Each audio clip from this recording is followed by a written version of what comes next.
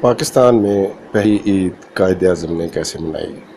اس کے راوی جنرل محمد اکبر خان رنگروٹ ہیں، جو قیام پاکستان کے وقت میجر جنرل کے عہدے پر فائز تھے، کراچی کے انچارج تھے اور قائد اعظم ان پر نہ صرف اعتماد کرتے تھے بلکہ انہیں اس قدر پسند کرتے تھے کہ جب قائد اعظم عدالت کے سبب زیارت میں مقیم تھے تو انہوں نے خاص طور پر میجر جنرل اکبر اور ان کی بیگم کو وہاں آنے کی دعوت دی اور انہیں زیارت میں اپنا مہمان بنایا۔ میجر جنرل محمد اکبر خان نے اپنی یادداشتیں میری آخری منزل نامی کتاب کی صورت میں مرتب کی ہیں۔ لکھتے ہیں کہ قیام پاکستان کے بعد پہلی عید 18 اگست 1947 کے دن تھی۔ قائد اعظم نے مجھے فرمایا کہ میں عیدگاہ میں نماز پڑھوں گا، مگر میں وہاں اپنے لیے کوئی خاص انتظام نہیں چاہتا، جہاں جس کو جگہ مل جائے نماز ادا کر کے۔ البتہ میں قوم کو عید مبارک کہنا چاہتا ہوں، لہٰذا لاؤڈ سپیکر کا انتظام تم کرنا اور صرف تم مجھے مسجد کی سیڑھیوں پر ملنا، میں فلاں وقت پہنچ جاؤں گا۔ جنرل صاحب لکھتے ہیں، چونکہ مجھے معلوم تھا کہ شائقین پہلی صف میں جگہ لینے کے خواہشمند ہوتے ہیں، اس لیے میں نے اپنے اے ڈی سی اور اردلی کو پہلے ہی مسجد میں بھیج دیا تاکہ وہ میرے لیے اور قائد اعظم کے لیے جگہ رکھیں اور لاؤڈ سپیکر کا ٹیسٹ وغیرہ بھی کر لیں۔ پھر میں قائد اعظم کے تشریف لانے سے تقریباً 10 منٹ پہلے وہاں پہنچ گیا۔ جیسے ہی میری درخواست پر امام مسجد نے لاؤڈ سپیکر لا کر رکھا اور اسے ٹیسٹ کرنے کے لیے آدمی آیا تو چند مولوی صاحبان بھاگ کر آئے اور مائکرو فون کو پکڑ کر کہا، ہم اس شیطانی آلے کو مسجد میں استعمال نہیں ہونے دیں گے۔ اتنے میں کمپنی کے آدمی نے ٹیسٹ کرنے کے لیے جیسے ہی کرنٹ چھوڑا اور بجلی کی تار لگا دی تو مائکرو فون کی تار نے شارٹ مارا، چنانچہ تینوں حضرات اچک کر دم سے گرے اور حواس باختہ ہو کر بے حس لیٹ گئے۔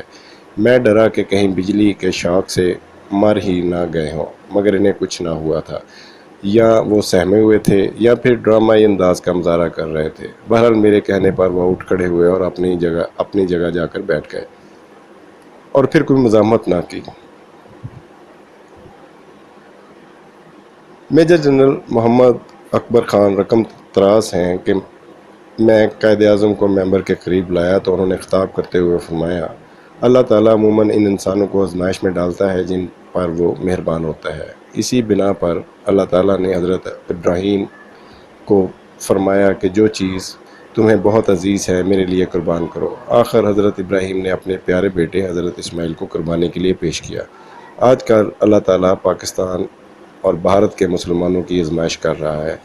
ہم سے بہت سی قربانیاں طلب کی گئیں۔ ہماری نوزائیدہ مملکت کے عوام کے جسم دشمنوں کے کاری زخم لگانے کی وجہ سے خون میں لت پت ہیں۔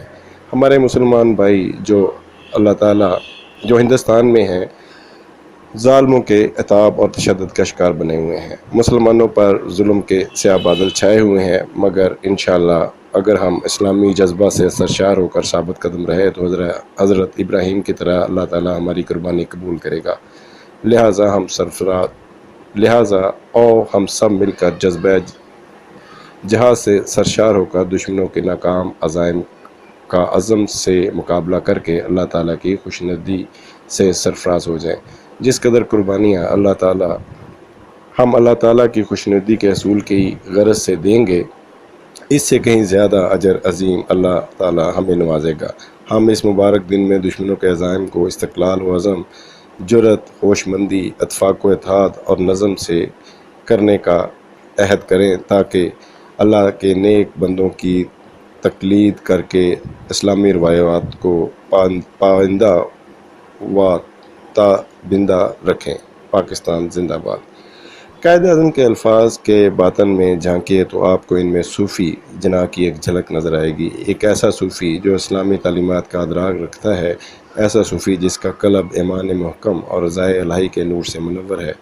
کچھ حضرات قائد اعظم کی جوتیاں اٹھانے کے لیے بےتاب تھے، لیکن انہوں نے کسی کو بھی اس کی اجازت نہ دی اور اپنی جوتیاں خود اٹھائے نہایت عاجزی سے باہر نکل گئے۔ سیڑھیوں کے قریب جنرل اکبر کو خدا حافظ کہا اور خاموشی سے گورنمنٹ ہاؤس چلے گئے، جہاں نہ کوئی دعوت تھی اور نہ ہی عید ملن پارٹی۔